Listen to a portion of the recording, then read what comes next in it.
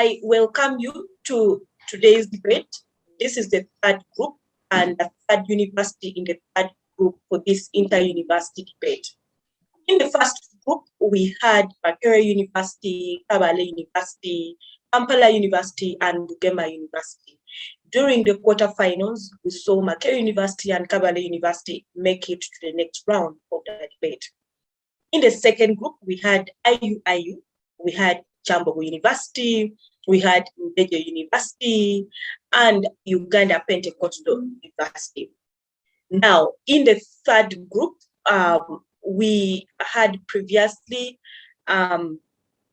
we had two other universities, which was Mountains of the Moon University and Bishop Stewart University. Today with us, we have Makerere University Business School. Today, Thursday, 18th November 2021. Our debate is going to run from 2 p.m. to 4 p.m. and it is brought to you by Center for Constitutional Governance and Civic Space TV. Now, from Makerere University Business School, I have a panel of 4, that is 3 gentlemen and 1 lady. I'm going to introduce you and also allow you to introduce yourselves. You will be able to tell us the course that you're doing at Makerere University Business School. Our first panelist is Miss Mirembe Ritah. Ritah, you're welcome. You can put your video on and introduce yourself. My name is Mirembe Ritah. I'm pursuing a Bachelor in Human Resource Management, year 2. I'm a writer, I'm a debater, I'm a poet. Yeah, I'm glad to be in this space. Thank you. Oh, thank you so much, Ritah. Our second panelist is Mr. Niringiye Sam. Sam, you're welcome. You can introduce yourself. Yeah, thank you so much, moderator. My name is Sam Niringiye.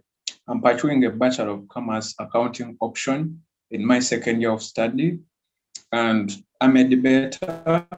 I do panel discussions and everything related to intellectualism. So I'm glad to be here. Thank you, Sam, and you're welcome to this platform. Our third panelist is Mr. Luswata Simon. Simon, you're welcome.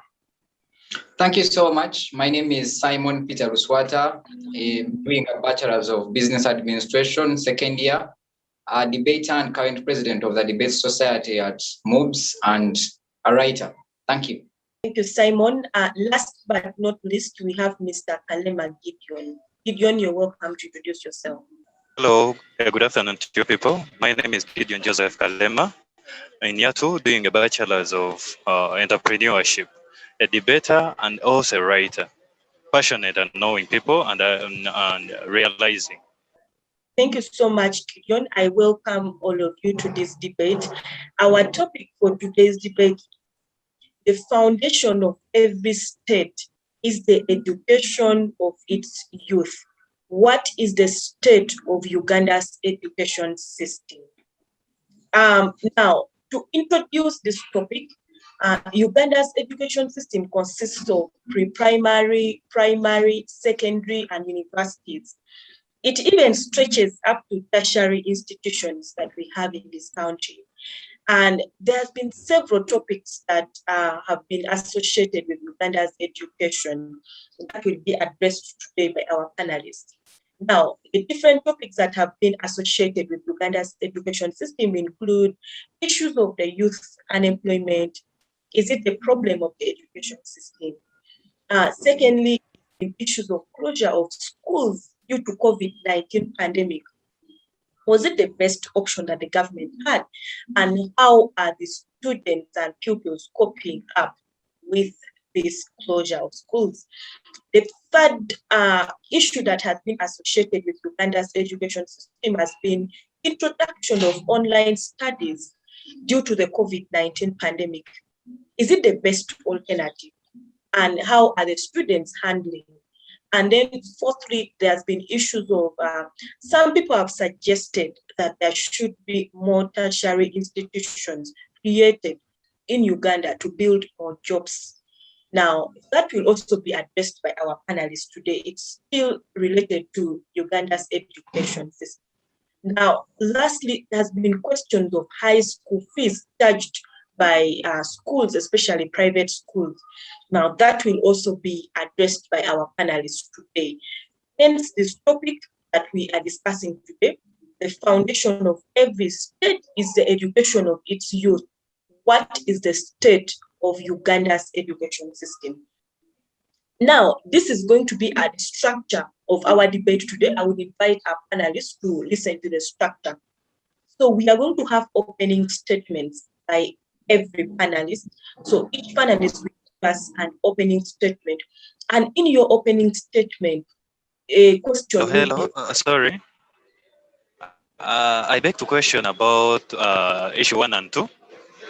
What was the discussion of 1 and 2? Okay. Like I said earlier, there are several topics that have been associated with Uganda's education system, and don't worry about the list because questions will be directed. Like I listed earlier, there are issues of youth unemployment, closure of schools due to COVID-19 pandemic, introduction of online studies, and then issues of some people suggesting that tertiary institutions should be created more, and then the question of school fees, very high school fees being charged by private schools. Now, those are some of the issues which will come in form of questions at a later step in our discussion. So I was on the verge of explaining the structure of today's debate, how today's debate is going to run. Now, the first state we are going to have is opening statements. We are going to have opening statements from the panelists. Each panelist is going to give us an opening statement for 3 minutes. And in your opening statement, you will also answer a question that will be directed from me to you. So that is going to be the first stage. Now, the second stage of our debate today, we are going to have one general question that will come from me to you. Each panelist will answer that question, that same question. Now, after that, we will have specific questions that will be directed to the different panelists depending on how you argued the general question. So we shall have specific questions that will be directed to you, from me to you. Then lastly, we shall have closing remarks from our panelists. So that is going to be the structure of our debate today. So I would like to start straight away with the first stage of our debate, which is opening statements. And the first person to give us his opening statement is going to be Sam. So Sam, kindly give us your opening statement in 3 minutes. And in your opening statement, please address this question. What comes on your mind when we talk about Uganda's education system? Yeah, thank you so much, moderator. So you posed a question like, how exactly do I think about Uganda's education system? I think we have an education system that is actually good, depending on how things are handled, because I can see Uganda has actually been lagged lower in prioritizing education of its population. So I think our education is actually good. There are only a few things that need to be corrected, but I believe some people who have passed through these things have actually succeeded. So what I can say is we have a good education system, but we have at least 4 problems with it. The first problem would be there is a high cost of quality education. That's undoubtable because we are actually operating in a free enterprise economy. We actually also see poor policy making in regards to education issues. And that's undoubtable because we see the qualification for one actually to be a policy maker, which is actually having completed your advanced certificate. I don't think it's actually enough to drive our education sector in regards to policy. Then we actually have a deficit of change leaders who actually understand the contextualization of our education sector so that we drive solutions. So I think our education sector is actually one of the best in the world. The design is actually one of the best in the world. But look, what actually is the problem is we're actually not given space. We're not given, education is not prioritized, because you can see on education standards, there is a 5% target on actually education, which has to be spent on education, a 5% target on GDP. But what we actually see now is that we have a 2.5%, which is just barely half. So I think our education sector just needs to be prioritized and given time. And in regards to policy, we have to actually see things change. At least policy making should be at a university level, because we believe that we are lacking in those regards, because we're actually having issues with policy and we're lacking change leaders to drive our education sector where it's actually supposed to be, since it's one of the best designs in the world. Okay, thank you. Thank you so much, Sam, for that opening statement and giving us what comes on your mind when we talk about Uganda's education system. Now, I would like to bring Ritah into the discussion. So, Ritah, for someone who is out there watching this debate, what is education according to you? Well, education is vast. We have two types of education. We have the informal and the formal education. Now, the informal education is typically the education that began from our elders. This education still right now at home in our societies. That education still goes on. And then formal education is that we basically attend from institutions and the like. So you've told me what is education to me. Education is basically the attainment of knowledge. In Uganda, we have three levels of education.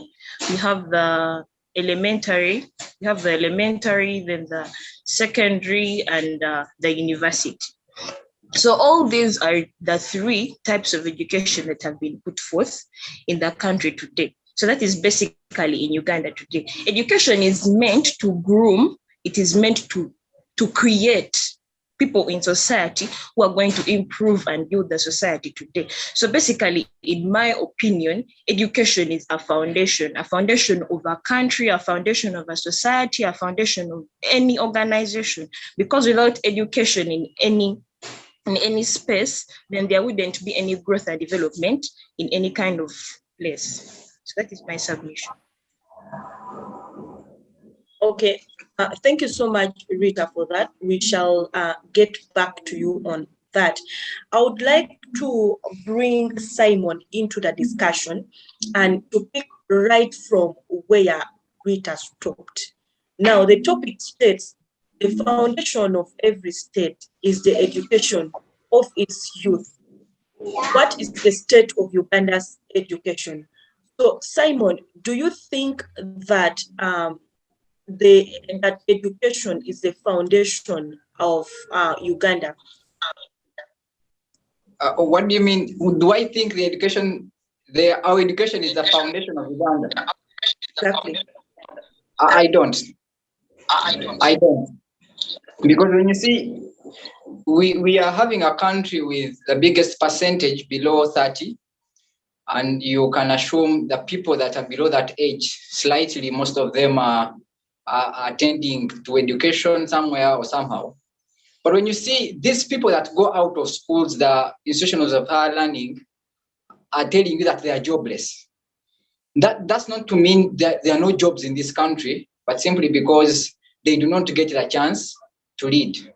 Now, when you ask me if the foundation of this country is the education, I want to interpret that question if really the people that have gone to school and have been educated by this sector are the people running business in this country, and that is not true. I want to put this to at least two things. First of all, you do not want to blame government, but you have to, because I think it was Charles who once said that I've come to a conclusion that politics is too serious issues to be left for politicians. Samuel talked about the policy makers. their quality and all that, and how they try to pave a way for the education. And then 2, the financing that has been put in the education. And then 3, the curriculum and how it is phased. When you take it back to the curriculum, you see that we study things that do not help us when we go out. You stated that maybe we should invest in tertiary institutes whereby people can work with their brains other than cramming and theory that doesn't help them anywhere. This education sector has taught us the art of passing exams. We are taught from school, right from pre-primary, how to pass exams, how to emerge as the best school in the country, but doesn't mean that we come out as good people, as products that can work and compete to groom this country. So even the people, the parents, due to the high poverty rate in Uganda, there are few people who take education as something very serious. Some do not even take it as something worth spending on, and others do not have the much needed money to spend on it. So you end up seeing that disorganization around everything, and you're thinking maybe we are not a foundation, and education is not doing enough to frame the way for this country and where it's going. Thank you. Thank you so much, Simon, for that opening statement and for answering that question. Now, let's move to Gideon. So, Gideon, what is the state of education of the youth in Uganda today?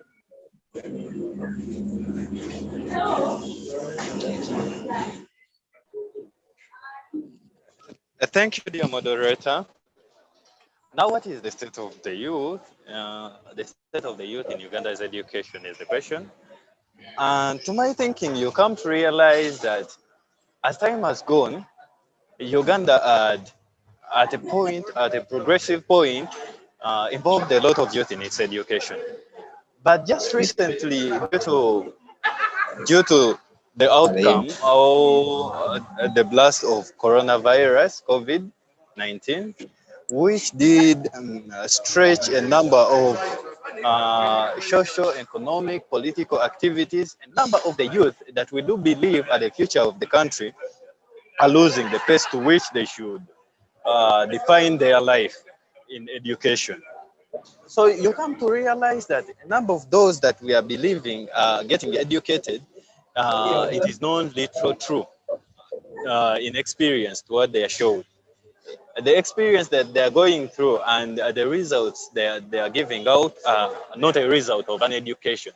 To a point that you come to realize that if at all they wouldn't have went for education in academics, that is so, in schools, it would have been more better for them to keep home and get nurtured in the informal education, which we believe that those that are holders and they are supporting these youth to attain this education are morally, politically, religiously, socially, and in all aspects way better than those that we believe are now educated.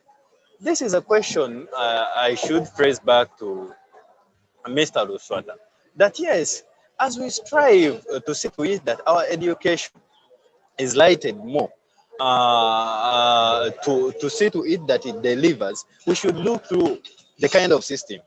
Because at our system being more practical, you wouldn't realize that a number of people are finding it easy for them to drop out at this point than to pursue hard to the bachelor's or diploma that they are willing to take on. Why are people losing hope in education for now? Is because of lack of practicability.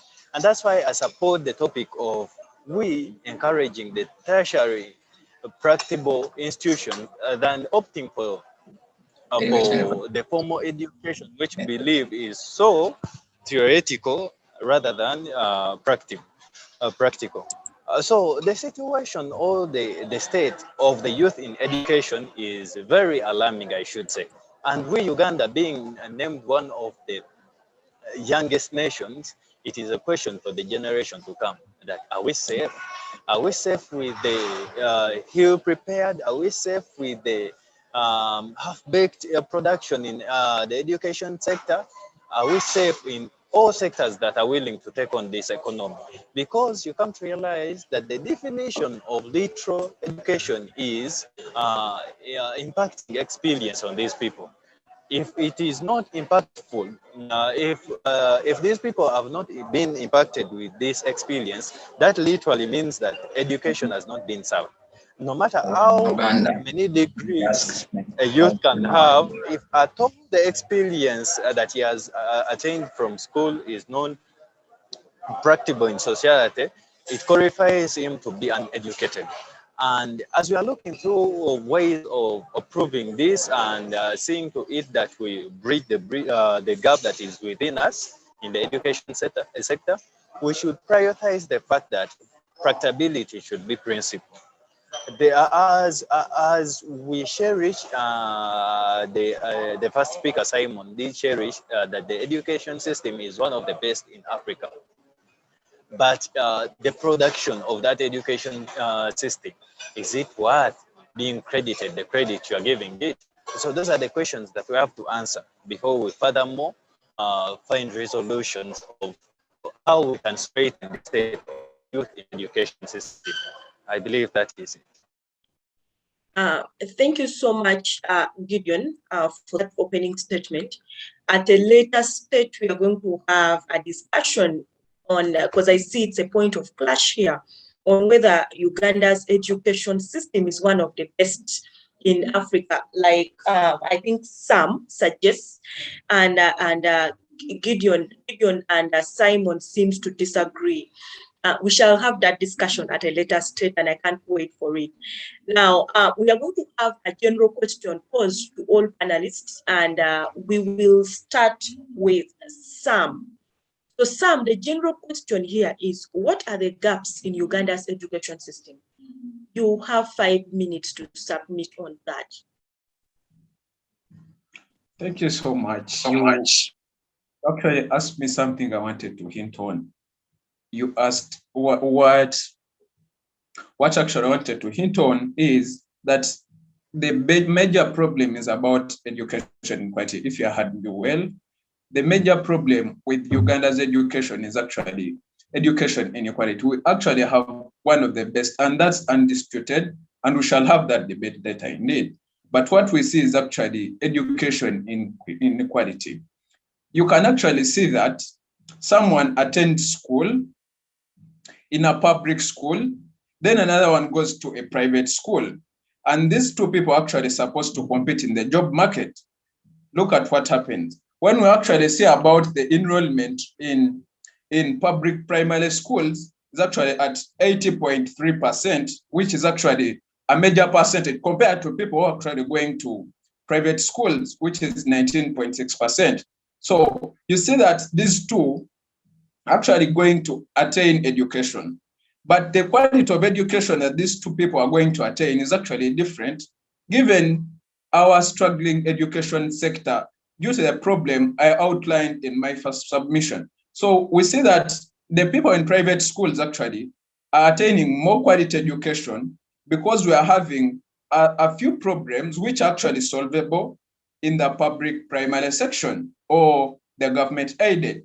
Another scenario of education inequality would be they are both USA, which are universal secondary education institutions, and then they are government aided. Let's take a look at, for example, someone who is at Ntari School, which is actually a government aided school, has to pay, while someone who is at a certain school, which is USA in the village, does not pay. But what actually comes is that both of them are being catered for by the government. So we see that education inequality is actually one of the major problems, coupled with what causes it. And some of the things that cause such issues are poor policy-making organs. And we have people in the education ministry and the education sector who actually don't understand exactly what they are doing, because we have different professionals who are actually not in academia, but actually other professionals who can take a look at the education sector of Uganda, and that's undoubtable. I don't want to mention them, but we can say that their academic background does actually don't warrant them the real knowledge to attain such a quality education. So I think the major problem would be the education inequality is actually very alarming. When we saw the policies that are made actually are just on paper, there's no implementation.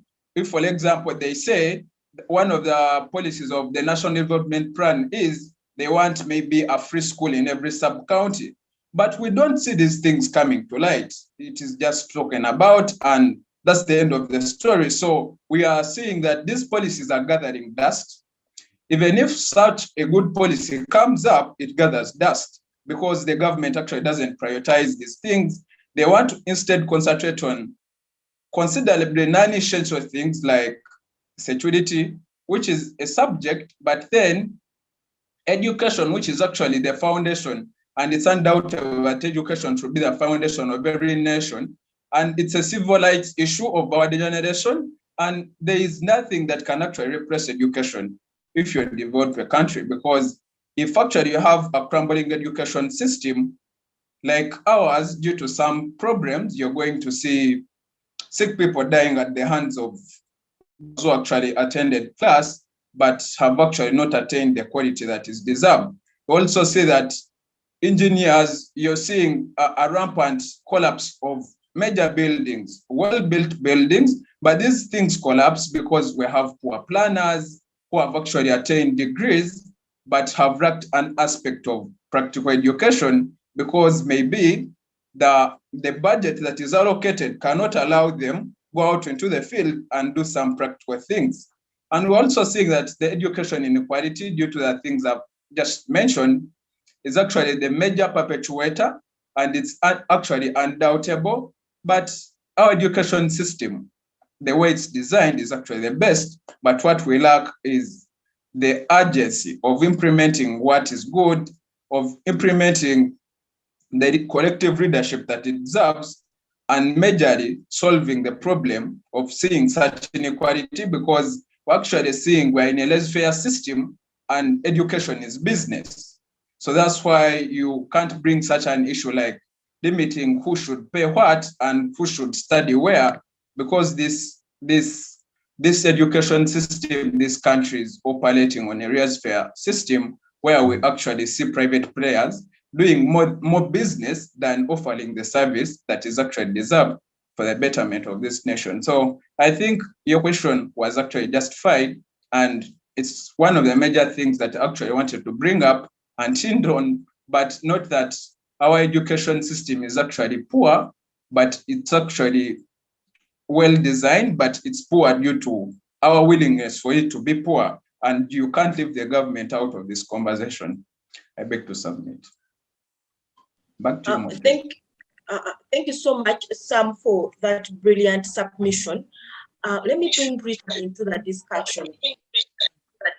Ritah, what do you think are the gaps in Uganda's education system? You've asked a good question. Uganda's education system is one that has a lot of gaps in it. Now, someone would say that, okay, someone would center around the governance of the system. But when we look at Uganda is one of the youngest economies that has been rapidly growing. Actually, it is anticipated that in the next 50 years, by 2050, Uganda's population might be 30 times bigger than the way it is. And when we look at the population today, 75% of the population today are youth. So my focus will be on the higher institutions, that is the secondary and the university level. Yes, they brought in the USE, which in the first years between, I think, 2015 was efficient. But as time kept on going, this education system became weak. Why? Teacher-student absenteeism. When you look at the number of the students and the teachers, the equation to the student and the teachers are few. For example, you'd find in a class of a USE or a UPE, let me also bring in the UPE version of students. You'll find that that there's a 48-to-1 student to teacher ratio. And yet, when you move to a country like the US, the United States, it has one of the best education systems, among one of the 10 countries with the best education systems.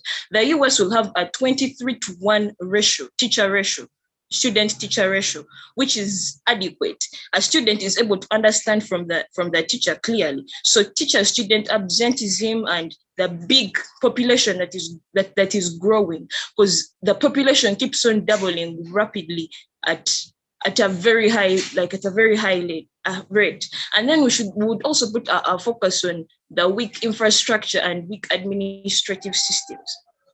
Yes, people will claim that the system has been put in place, but when you look at the structures of administration, I will draw the structure of administration for you.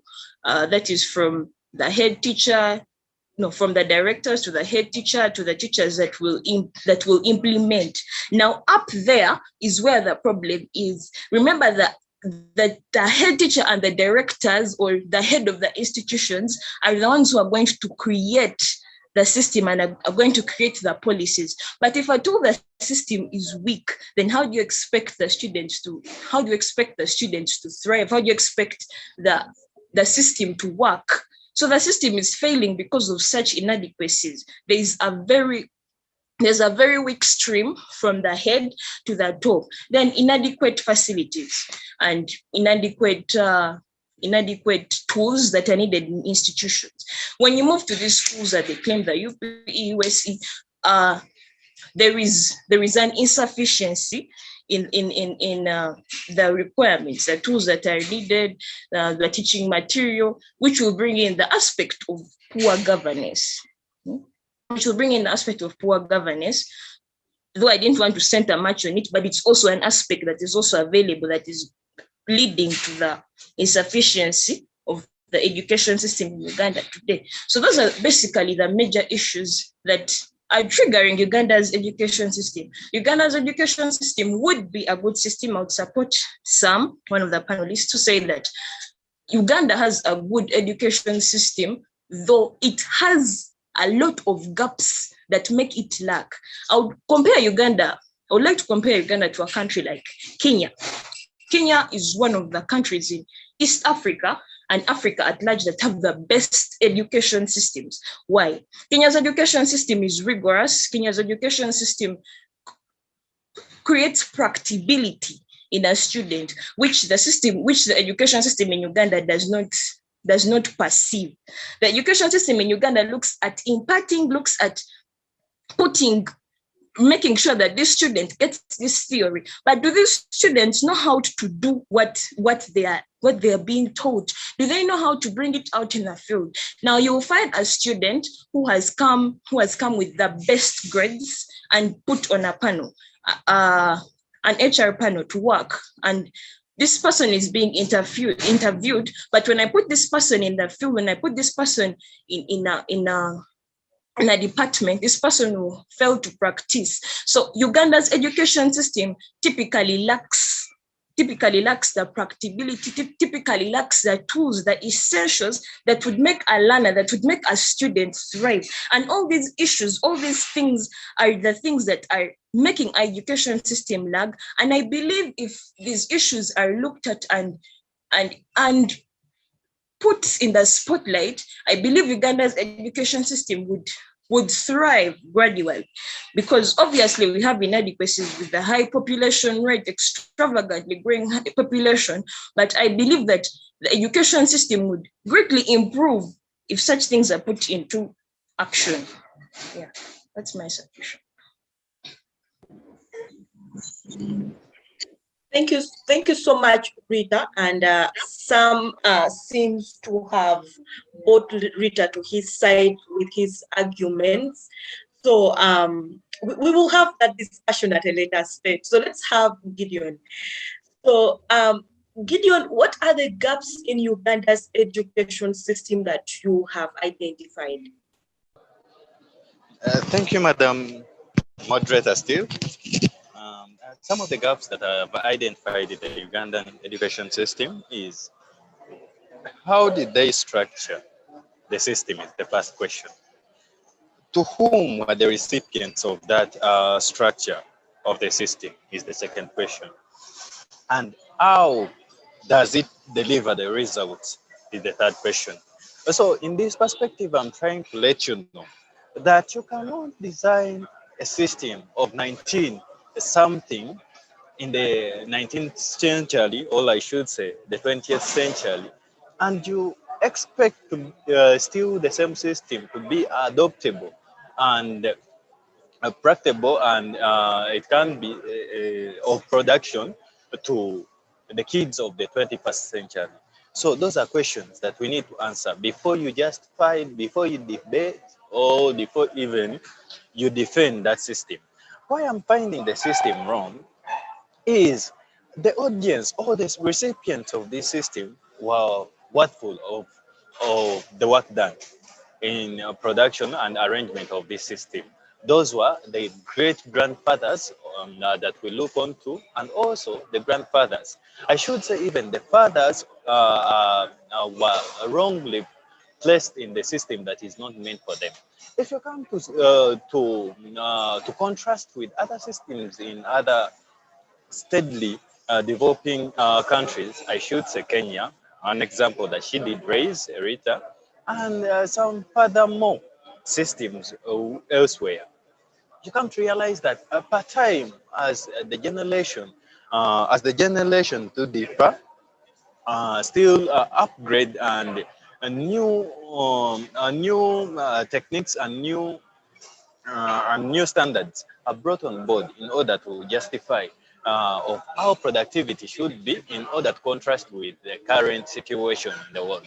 You're finding that we are in a century where modernization in technology is far, and you cannot contrast theory to practicability of this modernization in technology. So we need to benchmark.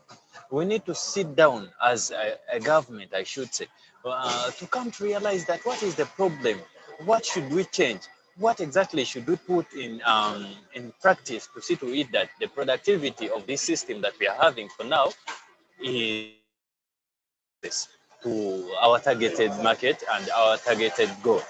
But before we go to all that, and we keep on defending of how good the system was structured, of how good the system should be, and of how credited it is countrywide, we will never realize the success of an educated man in the proper education, I should say, they should that we should deliver to them. You come as we contrast the ratios. Why? Because you come to realize that as students are graduating, there's a number of many graduates in education that we should say, or I should think, I rate, their ratio should be not of this difference that we are talking of one teacher having 100 plus students to serve to. You come to realize that the numbers that are being brought out by different universities like Chambogo, Makerere University into the education sector should be a little more to what we are seeing on ground. But why are the teachers failing to realize the worthiness of being teachers? It's because of the relevancy of their value. You come to see, you come to a country and realize that the debate is about sciences and arts, and now they believe that facilitation of sciences should be by an increment in a sum paid to a teacher of sciences rather than in relation to that is paid to a teacher of arts. So if you streamline such a difference already on the grounds of education level, our students in the university will say, let me opt for this course in order because it is facilitated, one, by the government, and two, I'll worthfully have a degree.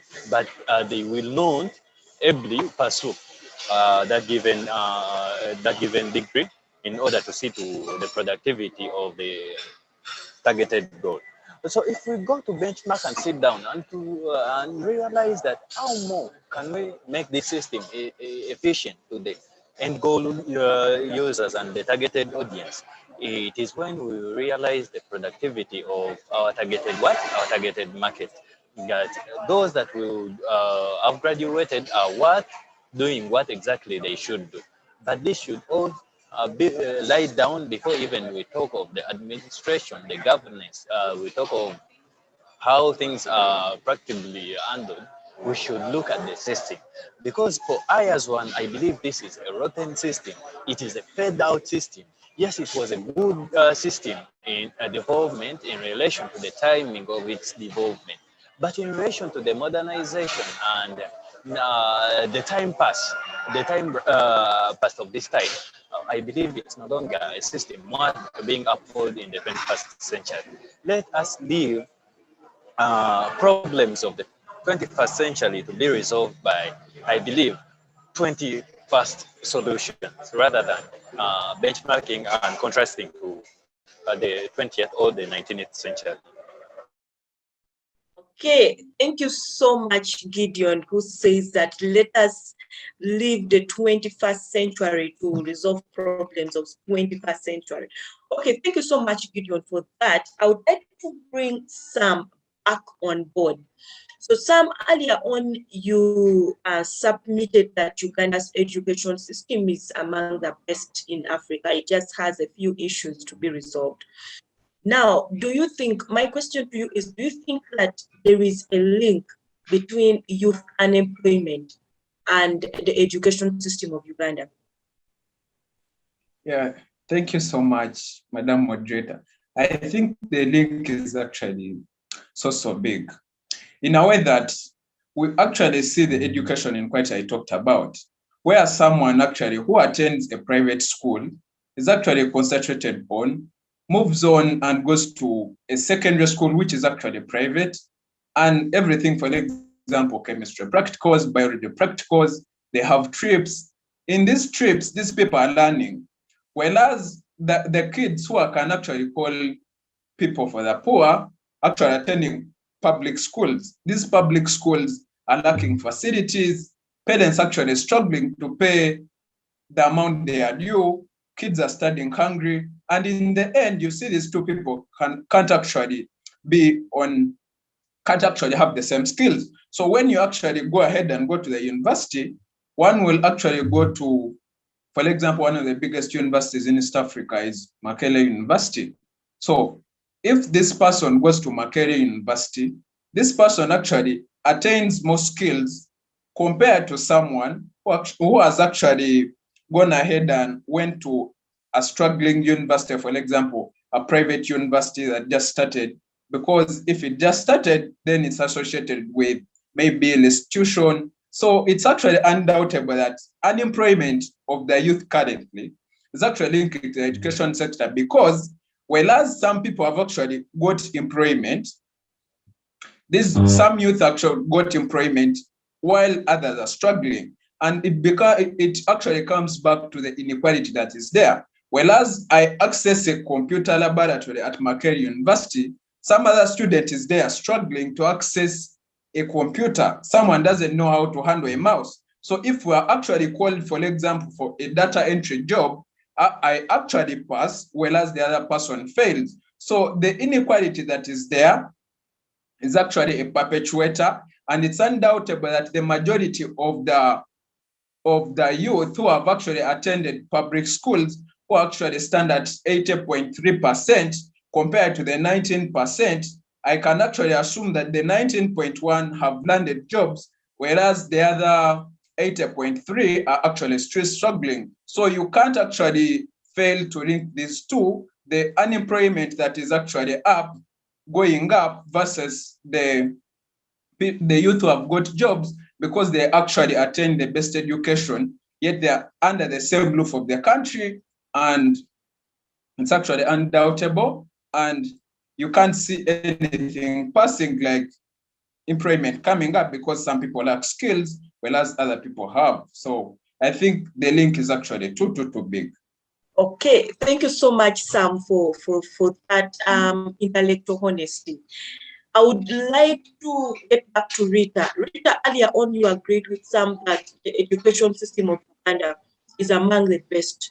Do you also agree with him that there is a link between youth unemployment and the education system of Uganda? My question is that earlier on, you agreed with Sam that Uganda's education system is among the best in Africa. My question is that do you also agree with him that there is a link between youth unemployment and Uganda's education system?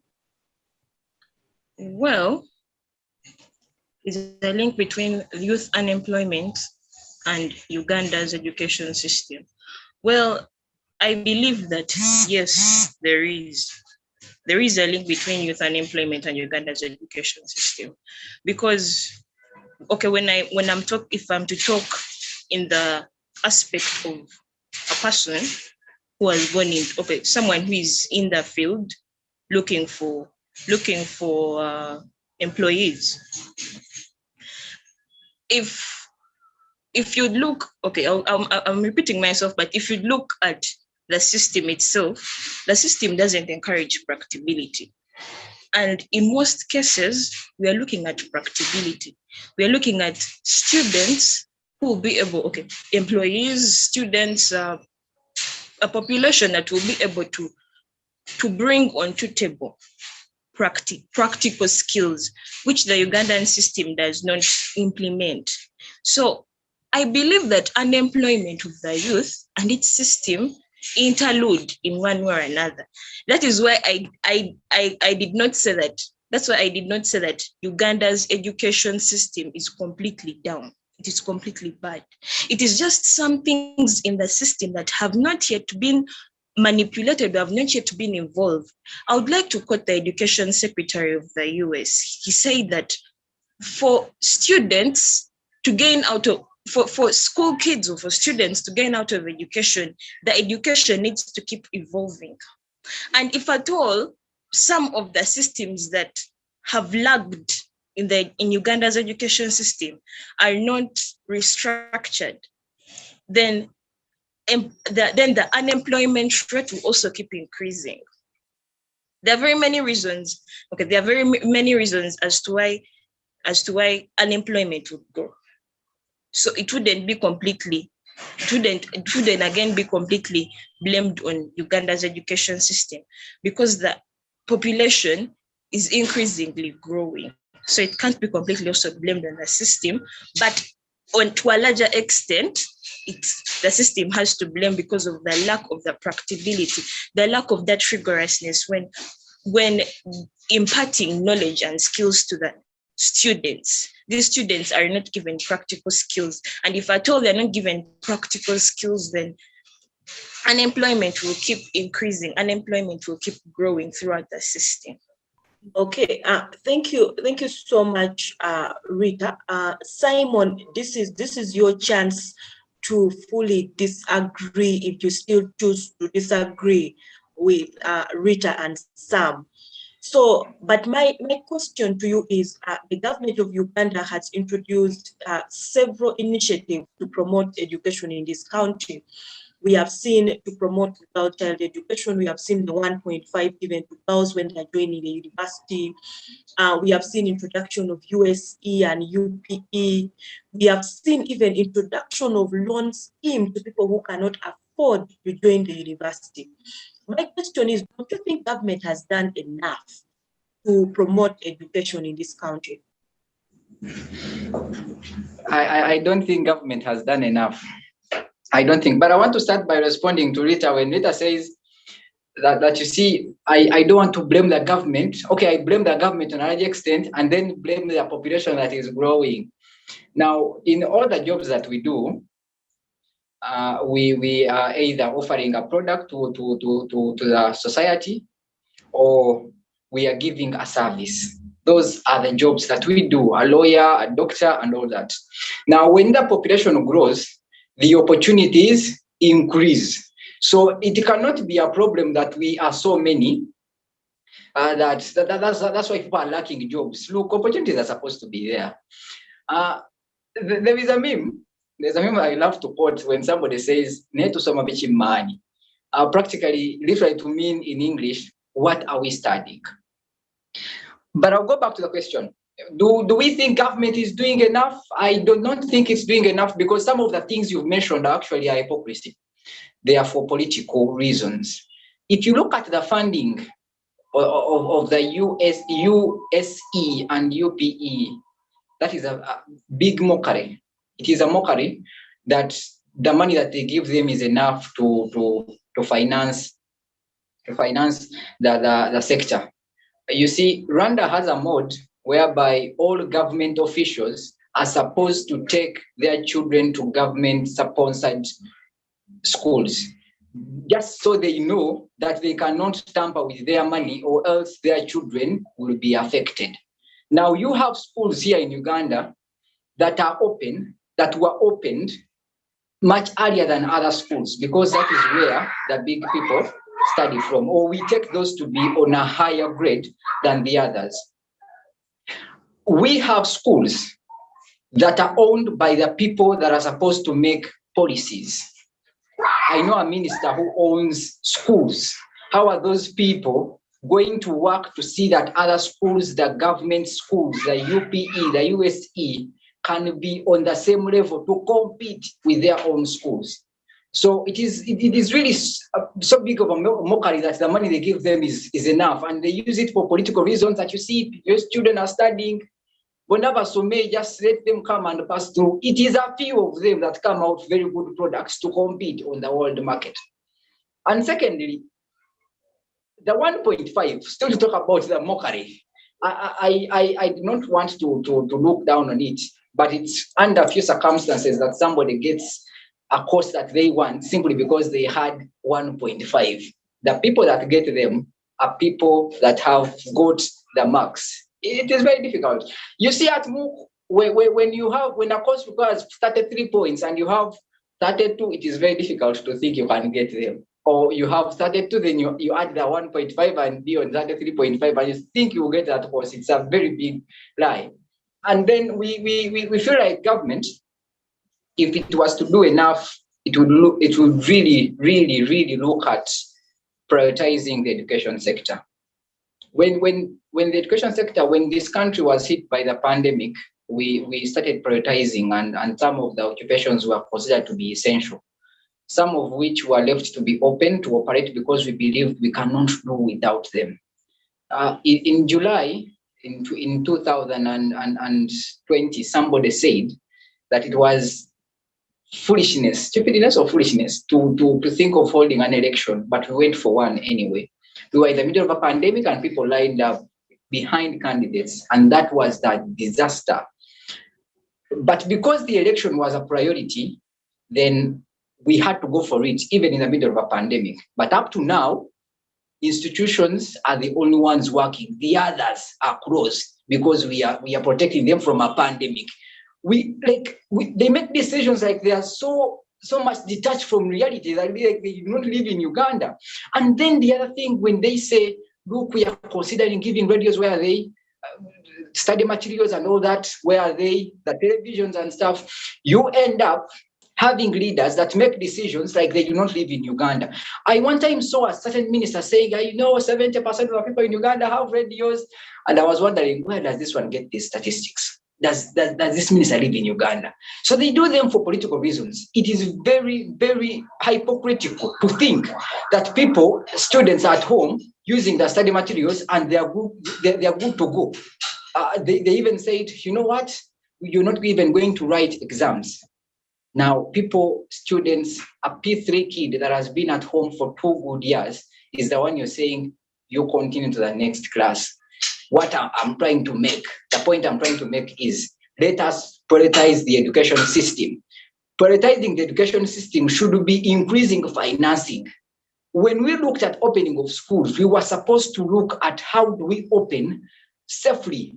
The teachers that have not been paid for 2 years, some of them getting half salaries and the others not paid at all in private industry. What are you going to do for them? But how much money do we spend on education in the budget of 2021-2022? How much? We continue to spend on security like we are preparing for a certain war somewhere. We buy weapons every now and then continue to give little money to the education system. If you want it to prosper, you must attract the best. If you want to attract the best, make sure you pay enough money. There is a tendency in this country of putting too much money in the political positions, the way parliament earns, the councillors, and then little money on the professional jobs. That's why we end up having so many people running for political offices, because they feel, I'm not saying it is true, but because they feel like the money is that side. The professional jobs do not get enough money. You see, for an averagely good school in Uganda, a primary school is around 400,000 a term. You find a teacher who earns that money a day, a month. So how are they going to pay for rent, their necessities, and then take children to school? Now, when you do not make these jobs attractive, you're sending away people. And that's how important financing is. Secondly, give the institutions to people that do not have any conflict of interest to make decisions. I do not have a problem with any minister, any political person, no matter where they come from, being a minister, because they are permanent secretaries who are professionals and can handle the institution. You get it? So let the political position be for politicians, but then put people in those positions that when they do not have any conflict of interest. You cannot give the monkeys a chance to decide on the fate of a forest. You cannot. They will have a conflict of interest, and that's what is in Uganda. The people who own schools, private schools that are charging too much, are people at the Ministry of Education. The other thing is, as I conclude, we should look at teaching what the working sector wants. You see, 400,000 people, students graduate every year, but only 10,000 make it to the job market. There's an argument that top companies in the world, and most especially in Africa, no longer consider a degree as an ultimate necessity in recruitment, but rather competency and skill. I will start by repeating what I said the other time, that you see in Uganda, we are taught the art to pass exams, but look, the recruitment people these days want skills in research, knowledge, and production, plus innovation and creativity. Let us invest in the things that make sense in this country and leave alone politicizing the whole issue and use it as a matter of getting votes other than something that can benefit Ugandans. Thank you. Thank you so much, Simon. That was a very brilliant submission. Now, Gideon, I would like us to now move away from the discussion of whether Uganda's education system is the best or not, and pick right from where Simon stopped, the issues of closure of schools during the pandemic. Now, in the context of education, do you think Uganda's response was the best? Thank you, moderator. Still, I can't move away from debating the system before I do answer one or two questions, especially when Madam Ritah defended the system, claiming that population, as she said, and at a larger extent, the government, why we are failing in our education. We're having Uganda is ranked most entrepreneurial out of the 10 businesses created. Just is it those are questions that, or there's some people work, but rather on they are created. So what needs to be? Gideon, your network is terrible. I pray it. Your network is terrible. I pray it improves, because your discussion is really brilliant and we are missing on it. We really want. Sorry. And so now, are you getting me? Yes, I'm getting you. I know, especially Ritah, she would like to know your response. Yes. Yeah, back to Ritah. I should begin again. As I said that before I grasped on close of schools, I wanted to get back to Ritah to let him know that our country is the most entrepreneurial country in the world. And they say that out of 10 businesses that are open, just one survives the 3 months of operation. So that gives us questions of, is it the lack of skills, or rather the incompetency, or the lack of confidence of the given individuals that businesses? So you see that people are willing to take on the mantle to do these businesses and take on the problem with the education is the one lacking, and making it difficult for these people to sustain all to keep these businesses running for more than 3 months. And you say, as I told you before even I move further, I want to tell you that I am at MUBS in second year, but I've studied, I've searched for the X Factor since primary one. And to even this point that I'm going to graduate and get to the field to judge my productivity and my 20 plus years of study are going, I'm still trying to define and find what exactly the X Factor is. So those are questions that we should come to resolve at hand. And adding to, as you say, as rather than goal productivity is one of the reasons why we are failing in our system, and we are failing to develop our system. That our main achievement as the main achievement of our system is theory, all the art, which is the art of passing, rather than the art of goal productivity, ascertain to a given goal that they may have created for themselves, but rather they focus more on the class. So now back to the topic of closures. COVID was here. Gideon, try speaking without a video. Try to switch off your video and just use the audio. Gideon, grappling with network. So am I fine now? Yes, you're fine now. Yeah, this ends of Chinawataka. Hey, if I'm fine, I wanted to get on bus now. And how artful it was in Uganda. You come to realize that yes, COVID is real. I should first affirm, COVID was here, COVID is still here, and COVID is not at any inch yet to leave us. But if we are to benchmark, the different countries that have been hit by COVID, the same problem that we are having at hand, how have they reacted? How has their education system gone down? And how more have they lifted their education system? How have they resolved the problems of finding ways of resolving this problem at hand, which is COVID-19, by them not having the rightful numbers in vaccinations, but still they having their kids graduating and formally moving to schools further and further more. So you come to see that it is very absurd that we in East Africa almost we are rating number one in the zero, or I should say the little numbers of deaths and infections, that we are having still our kids locked down in houses and in homes. And there are a lot of repercussions that we are to face, not just in 222, neither 225, neither 223, because a number of generations are decaying.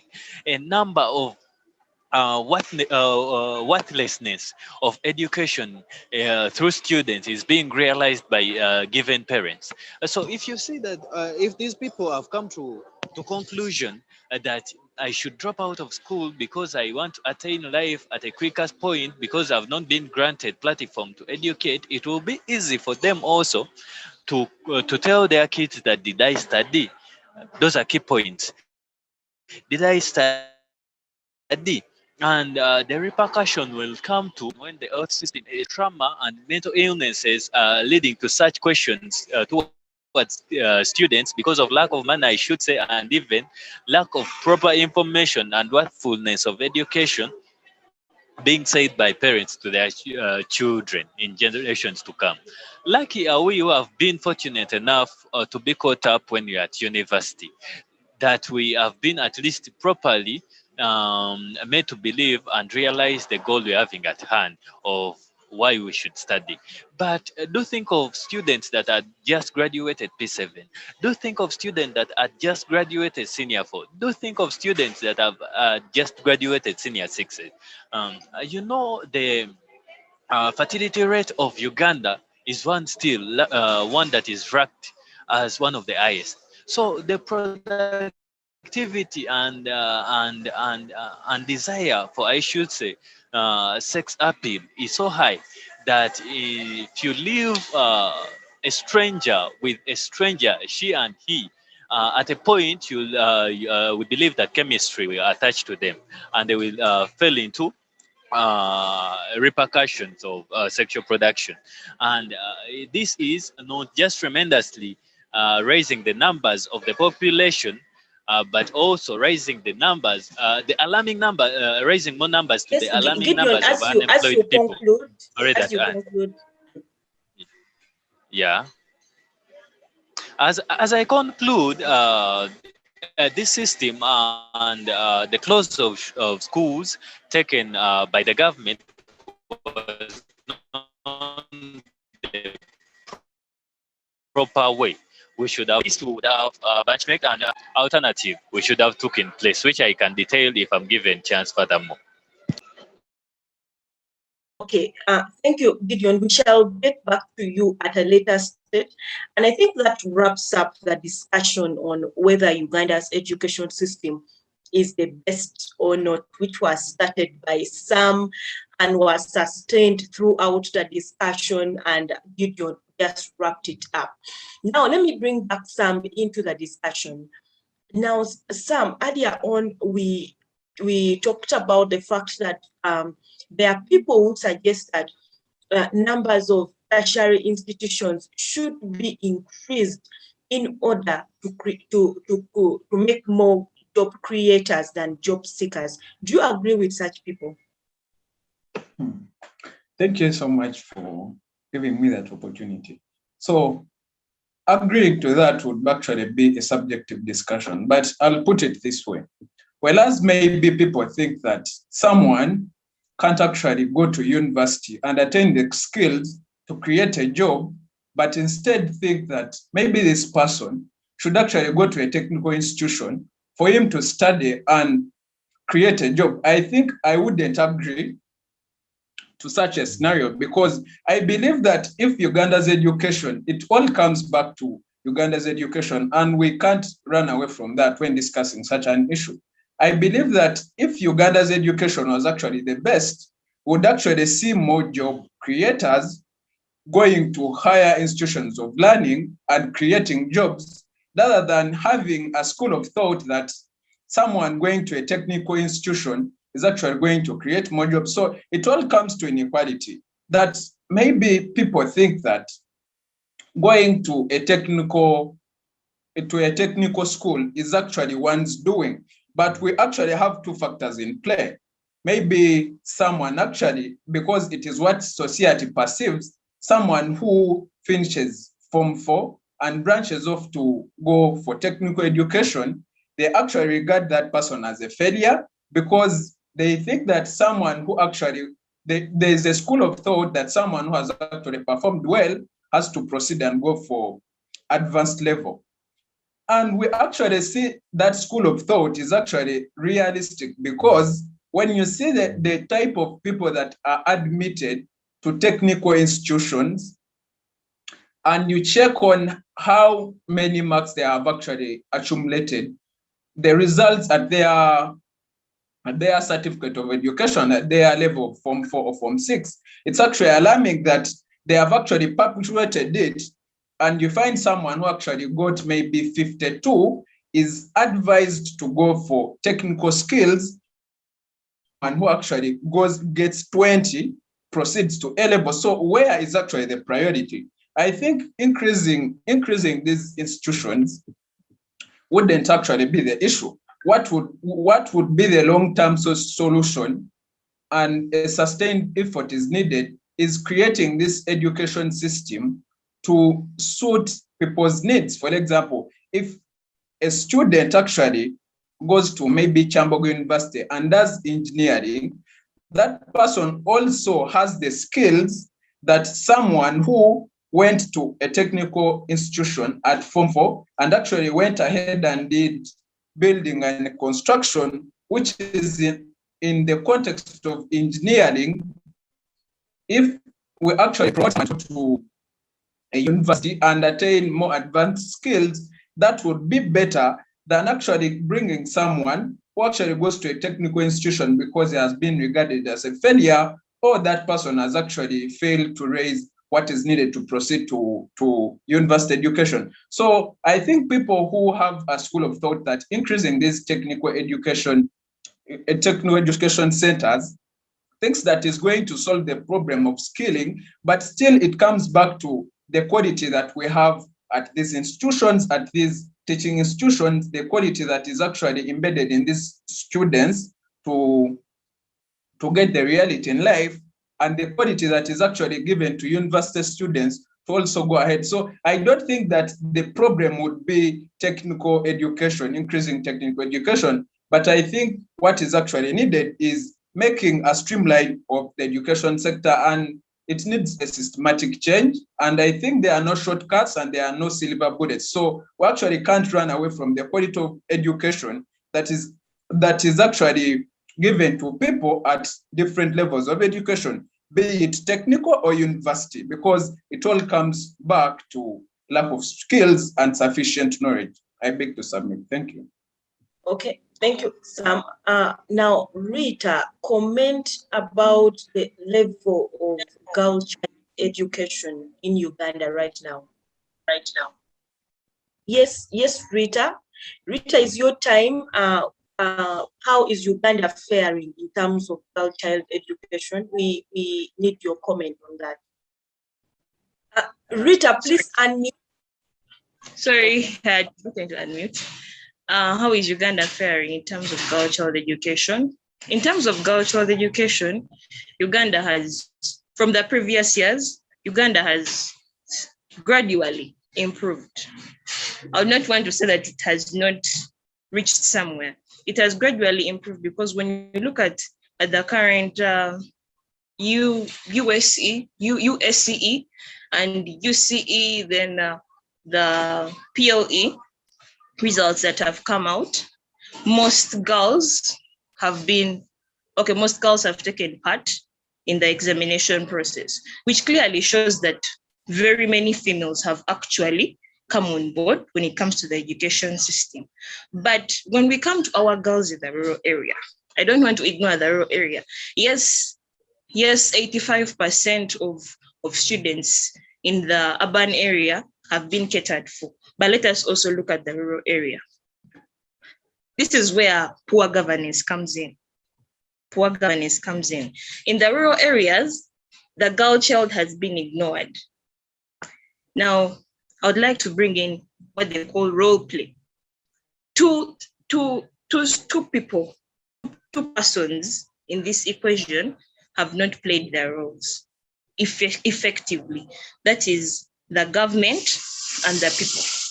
Well, people make a lot of noise about the government, but I would also like to put the population into the torchlight. When you look at our dear grandfather in the deep village of Kabulamaido, he doesn't have cows, he doesn't have food for that day. Tell me, he has 3 daughters. Will he not give one of those daughters or 2 of those daughters for him to get cows so that he can get milk and meat from them? So that is where role play comes in. Yes, we are going to make a lot of noise, governance, but what have the people themselves, their mindsets, have they been changed?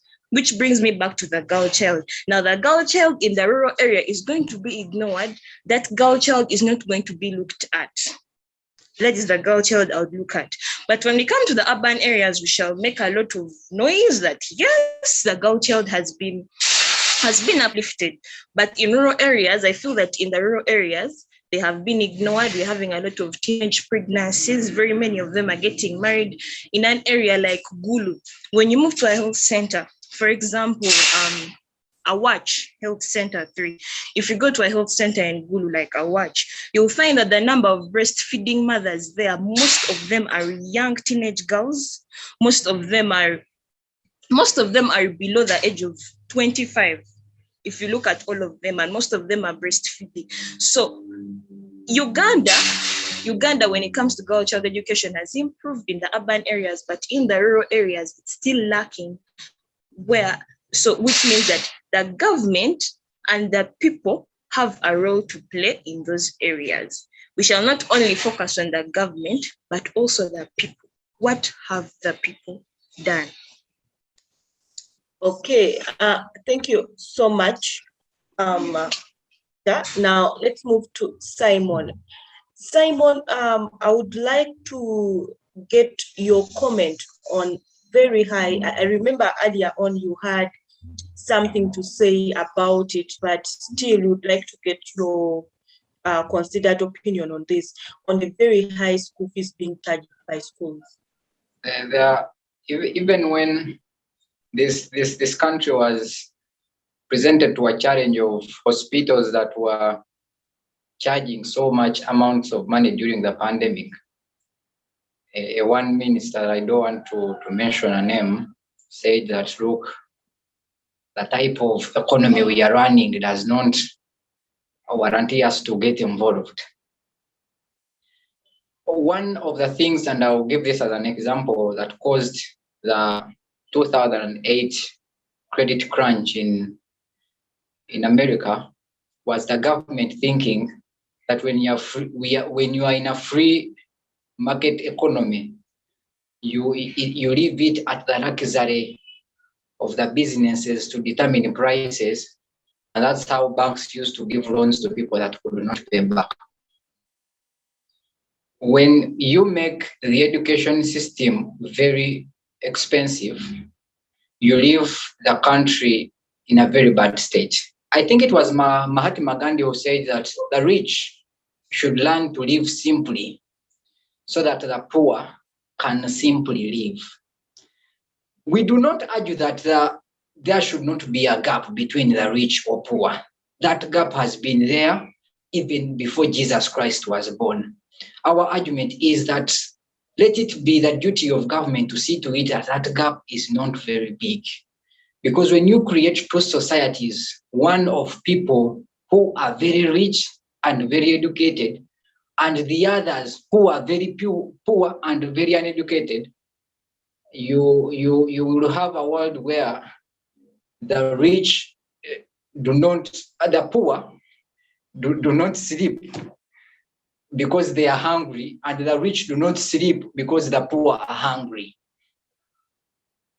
I think government should come in, but I think they will have a problem with this because some of the people that charge these amounts of money in their schools are part of the policy makers. One minister who has some schools in those ends of SETA. But government should come in to see to it that much as we understand this is a business, it should not be left to the business people to determine. Because this is too serious, a sector where you cannot just leave for people who want to make money to get it. And if there is any single time when the country has to sit and rethink the things that we are doing and the type of money we are charging, it is this time.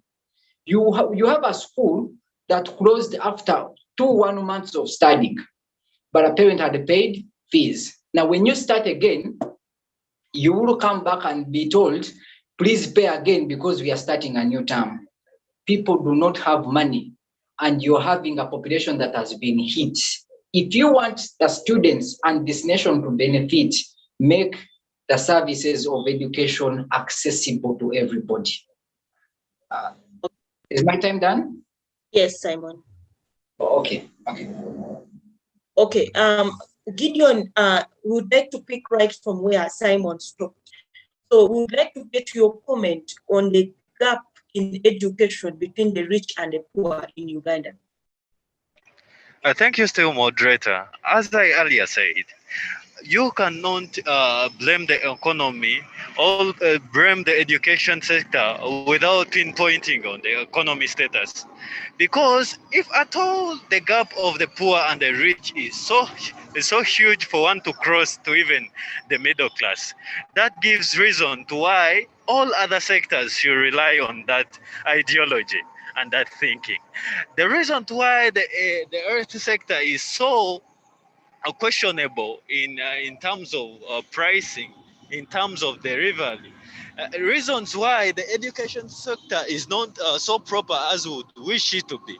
Why are the government, the A1's government supposed to be sponsored schools as less productive compared to the private sector? This is all driven because of the difference in economy, because of the huge, massively gap of the poor between the poor and the rich, and you cannot blame, I should say, the rich and believe that he or she is not being patriotic to the country, that is focusing on proper education of his kid rather than on the kids of the nation.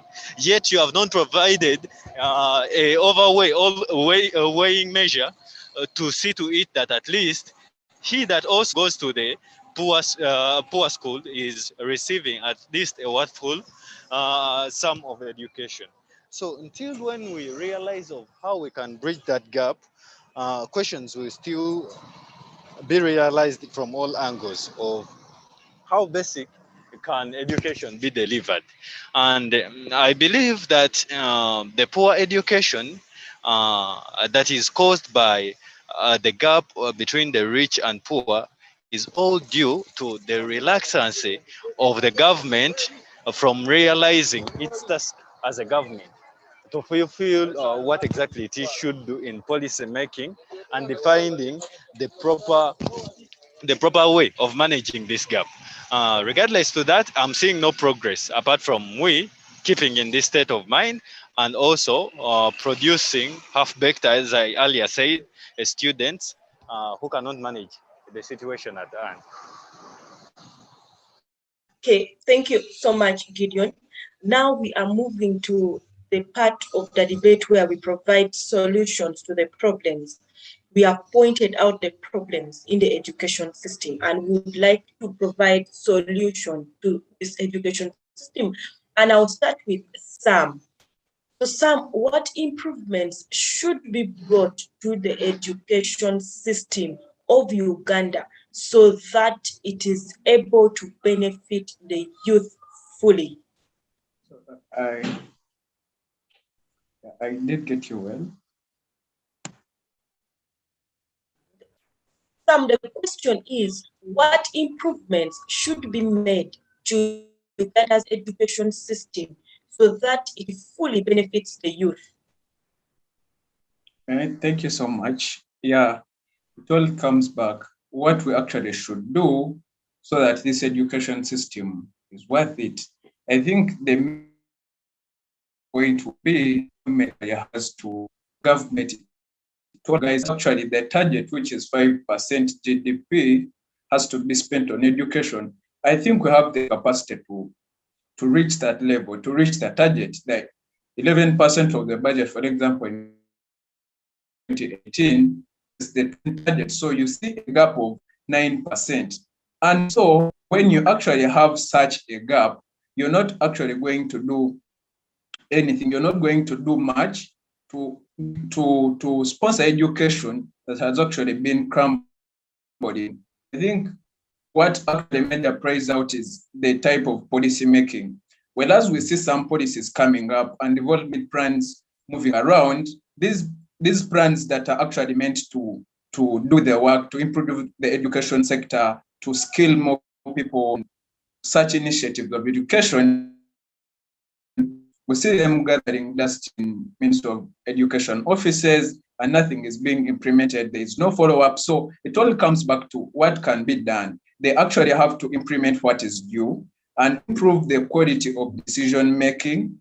They actually have to employ leaders in the education.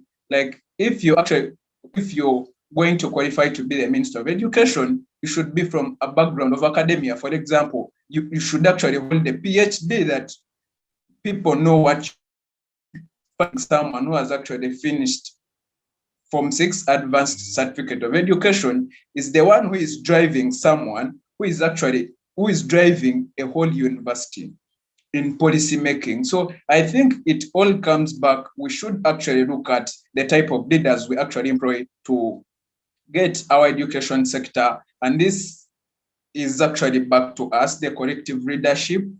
We actually have a duty of collective leadership to see this thing being done. So we actually have to see that these leaders who actually put there are doing what is due and have a well-conversant background to make such decisions. And the government should prioritize education. And this is also a matter of collective leadership, because we are the people who actually vote these people to represent us. So if you actually voted your MP and the first thing on a manifesto is put more power in education than being politicking, it all comes back to collective leadership of the population and the government, because we believe that if legislation was actually, we would have the best policy organs, we would have the budget percentage being realized, the target that has to be there. And then I conclude the deficit of the change leaders. So we also have a role to play in involving ourselves in saying of governance, like in politics, and going there to make the change. I beg to submit. Thank you, Sam. Now, well, let's have Ritah. So, Ritah, what improvements do you think should be brought to Uganda's education system so that the youth fully benefit from it?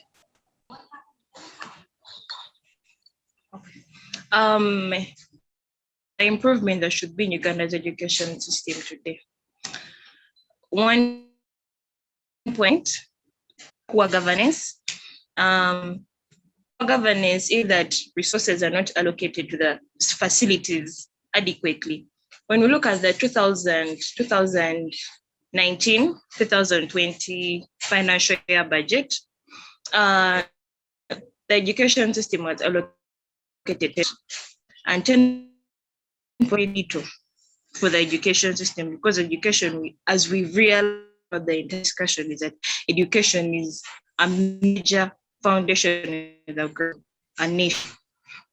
So they should improve on the resource allocation, and they should improve on the accountability of those resources, and those resources really reaching the places that they're supposed to reach, are those resources doing what they are supposed to do. So that is basically the poor governance. Then also look at parent involvement.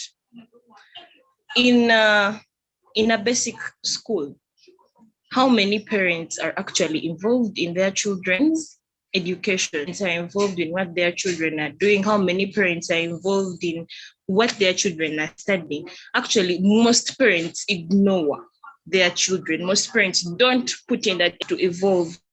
Then I feel that the sector will not actually grow. We all need to be involved with computer literacy. Computer literacy should be a major in most institutions, in most schools. And since we are in the generation of what we call the computer natives, then these natives should be groomed from below, so that they know how the basic factors, how to operate a computer, how to turn it off, how to turn it on, how to use their phones. This will help to improve the technology. So all of us have a role to play. It's not only the governance, but also us individuals have a role to play. Then the cost of education, I'll go back to what one of our panelists said, Simon. He noted out that there's a very high increase in the fees rates, which is also because of the poverty. If at least the fees are put to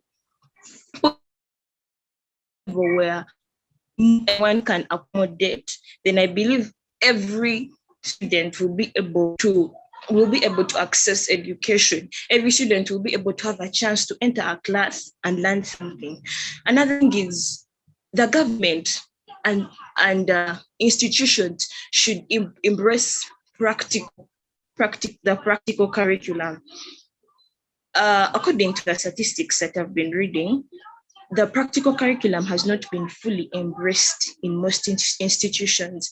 They will focus on math, English, science, SST, for example, in a primary school, but they'll forget the time for let's say, the co-curriculars, the clubs, let's say like the cooking club, the crafts club.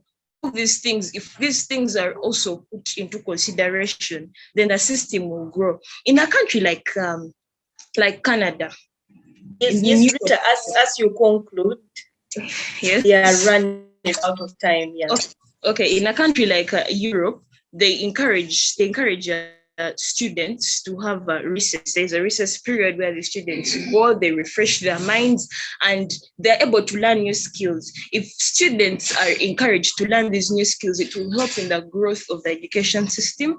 And I believe with all this, the education system will keep thriving and improving with time. Thank you. Thank you so much, Ritah, for let me bring Simon on board. So Simon, what improvements do you think should be brought to Uganda's education system so that the youth can fully benefit from it? Okay, I first of all didn't know we were supposed to give solutions, so I kept on giving solutions when I was giving problems, and I might end up repeating myself. I should have known and spent my time critiquing. I think Simon, you can most of the things can give us a summary of what you had given earlier. Yeah, I'm going to give it. Okay, so one of the first things we should change as a country is the mindset. We should change the mindset, and most especially that we use to measure success or the threshold of success in our society, about who has made it and who has not. When we look at tertiary institutes as places for people who have failed, then that's where we lose it as a country. And secondly, we should start to embrace that not all of us are going to be doctors, lawyers, accountants, and every attractive job that you know. When we are brought up as people, we are always told that if you're not a doctor or a lawyer, you are a failure. That's the mindset that should change if we are to embrace. We should embrace talent and people doing things that they are good at. That's why sometimes that I will be against the let us create tertiary institutes to have these job creators. No. Let people follow what they can do. Let you go there because you feel you want it. Passion. That's how we're going to present people that are good at something. Number two, and this is where my problem is, financing and making the education a priority in this country. Financing will help you attract good people and experienced people with skills and ability to teach. You have to pay these people some good amount of salaries. We do not have any reason to spend so much on the political positions, on a big parliament and all that, when the professionals, and this goes for all, are earning very little money. We should at least have people abandon politics and come back to a professional life just so they can earn money. And that's what has bastardized our politics, but I won't go there. And then the other thing is modification in the curriculum to fulfill the needs of the day. Needs of the day, I mean recruitment, what the people in the job market want. These people want people who are creative, people who are innovative. No longer are interested in people who have mastered the art of passing exams and having everything crammed. Because you see, these days, so many people have the skills. So many people have the degrees, but a little have the skills. So I feel like we should make this curriculum teach the things that are required when you go out in the job market. And this is in conjunction, is inextricably bound with the other, the technological needs of the time. We should also look at that. I know people who study at MUBS and I speak out of experience, doing business computing, and they don't know how to use a computer. So you find that these people have the knowledge, they're actually at campus, but they do not have the technological knowledge, the technical know-how of how to handle the things that they are doing. One of the friends who doesn't know how to use a computer and doing business 20. She got a 20. And this shows you the type of problem that we have of people out, that they are so good on paper, but put them on the job market, there is nothing that they can do. I think those three things, mindset change, investing in salaries and infrastructures of the schools, and then modification of the curriculum to serve the needs of the day. Thank you. Thank you so much, Simon. We would like to now hear from Gideon. So, Gideon, what improvements should be made to Uganda's education system in order to benefit the youth fully? Thank you, dear moderator. I should applaud that such platforms have been a very forceful force for change and ways of resolving a number of issues at hand, especially in the education sector. It is just COVID that did step us back, but as you all realize that before COVID, a new curriculum had been brought on board, and it was basically facilitating more practicability and of how exactly people can realize ample time to absorb what exactly is being taught. Before, you come to realize that we had an education sector that would let you absorb theory for almost 12 hours a day, which is not literally possible for any mind. And by that, it required only the genius to absorb science subjects. For I as once came to a conclusion that science, chemistry, biology, physics, they were just talents. And I credited them as talents because no matter how hard I tried to absorb that knowledge, it wouldn't sit in mind. So luckily, such forces and grounds like this debate came to bring such resolutions at hand. So further to that, which is now the status quo, I believe, because this old curriculum is fading out, thanks to God, that should be even an applause had we been with an audience. We should restructure as Sam did say, restructure the way of passing on power.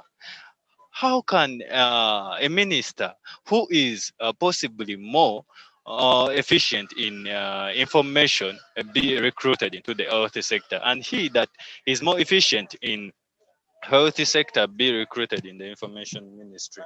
So if we do answer some of those questions at hand, I believe that education would prosper and it would be more productive with the youth, and some of the problems like unemployment, poor education would come to be a fairy tale and a story that used to happen. With that, allow me to submit. Thank you so much to the panelists. This has been a very fruitful debate. We have come to the end of the debate, but before we go away, I would like to give each panelist an opportunity to give us closing remarks in 1 minute each. We are going to start with Sam. Sam, you have the floor to give us your closing remarks.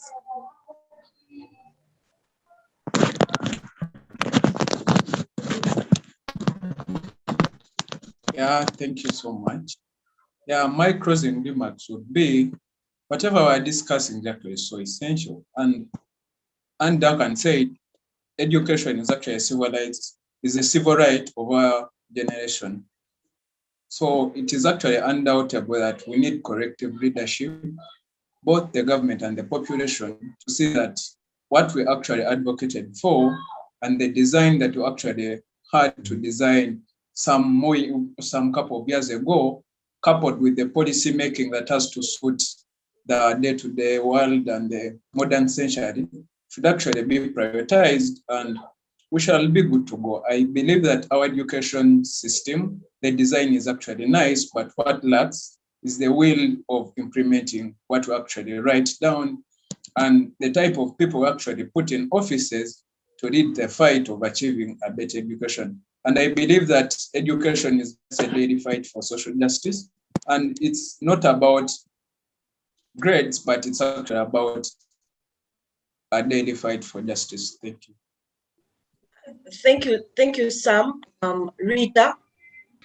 Okay, my last remark is I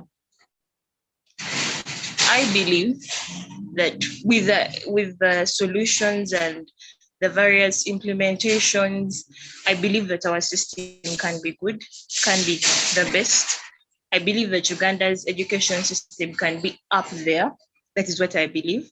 And one question I would leave to everyone, that I would leave to the viewers, one imagination that I would leave to everyone is, let us imagine a Uganda with good governance, but with a poor mindset. Then let us imagine a Uganda with a good mindset and a poor governance. And then let us imagine a Uganda with good governance, with a good system, and with a good mindset, with clear priorities. Yes, thank you very much. Ritah, for your closing remarks, let's have Simon. My closing remark will be, I do not think anybody in this country benefits when we tarnish the education sector. Right now, I'm having trouble believing that the things that happen, the closure of schools and all that, is not deliberate. And I would have no apologies for that. I have trouble believing that it's not deliberate. But whatsoever it may be, that things they benefit when they tarnish the education sector, I think places the future of this country in a very, very dangerous position. We have only now to change so many things if we want a future that is better. It is very difficult to lead a generation of young people, very uneducated, and do not have anything to lose in this world. What comes out of that, the products of that kind of generation, is what we saw yesterday, people moving with bombs and blast themselves because they want to prove a point.